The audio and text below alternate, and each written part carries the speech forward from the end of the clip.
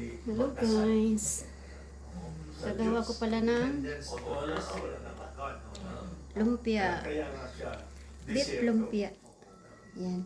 So, kung may benefit man siya, yun ang nakikita kong benefit. Gawa tayo. Nakakapit ka, wala kang ibang aasahan. Inano ko pala ito muna. Niluto ko muna siya. Bago kasi stock ko siya sa fridge.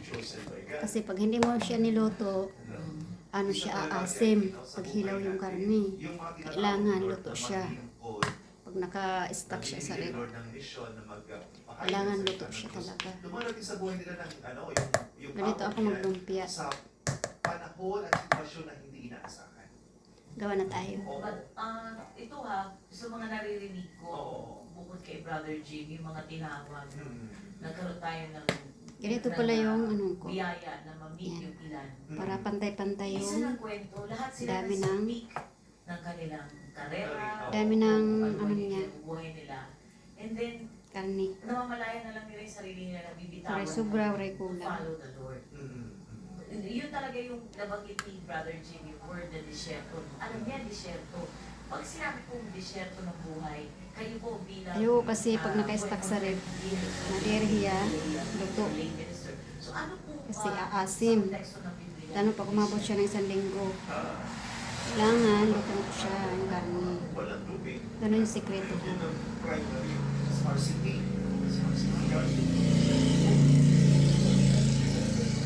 Traveled 40 years in the desert. There were 2 million. Ganun yung sikreto sa pagluto, sa paggawa. Ganyan lang siya kalaki. Kaya I think that is what is expected, or the outcome of it is when you go to the desert, your faith must really be stronger. In fact, yung prayer ni Kalit lang mga natin. apostle nila, Lord, increase our faith. Lalo na, Una yun, If the devil cannot make you bad, the devil will make you busy. busy. Oo, na akala mo yung biyaya na tinatanggap mo dahil busy ka, masipag ka, lahat-lahat. Akala mo galing sa kanya. Yung pala hindi. It's one way na nami-mislead ka na ng nakaaway para mapalayo ka sa Panginoon. It's a lesson. yun nga po, ang goal ng kalaban is to make us ineffective, you know. You become an ineffective Christian. You know, you do not become a witness, you know, to the love of God. Ang naaalala ko kung test na nanampalataya is Abraham. Yeah, Abraham is the father of faith. But Abraham became the father of faith not because he was asking for something, but because God was asking for something. And he gave it to the Lord. Yung anak niya, si Isaac. Kaya baliktad. Yun lang kasi alam natin pananampalataya. Masarap to siya kasi baka, giniling. Giniling siya na baka. Tapos lagi natin sinasabi na, di ba? Lasa kasi siya sa support. So ito, kailangan ko to. Parang gano'n.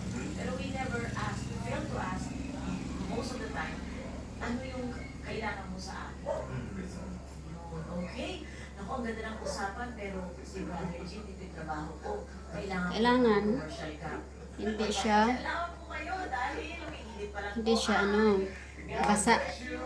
Kailangan ganito siya ka-dry, katuyo. Walang tubig. Kasi pag may tubig, madali din siya mapanis. God bless you. God bless you. Kailangan marami din siyang bawang at saka sibuyas. Yan ang sikreto. Tsaka carrots. Gusto ko ganito lang siya kalalay. Kasi the more mo kailangan Ito yung laki ang niya. grasya ng Panginoon para Pero pag kinain mo siya, hindi ang siya sitwasyon na ito na nangyayari sa iyong buhay. sumog. So dumarating minsan sa buhay ng tao, Brother Jing, ang kawalan ng interest at ganang Pero niya magdasal. masumog. Spiritual dryness or spiritual desert. Itong spiritual desert ay Ilagyan ko pala ito ng meron po itlog. ito na words or expression sa mga writings ni Pope Benedict XVI sa kanyang mga writings.